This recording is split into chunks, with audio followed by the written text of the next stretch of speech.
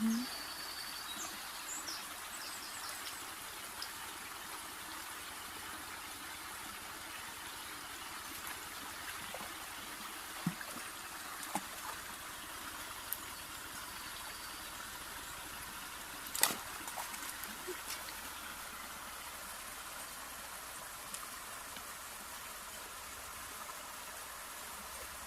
Ja, huhu.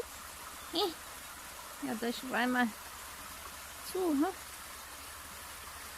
Irgendwie. Ich war wahrscheinlich mal vom Regen ziemlich viel Wasser runter.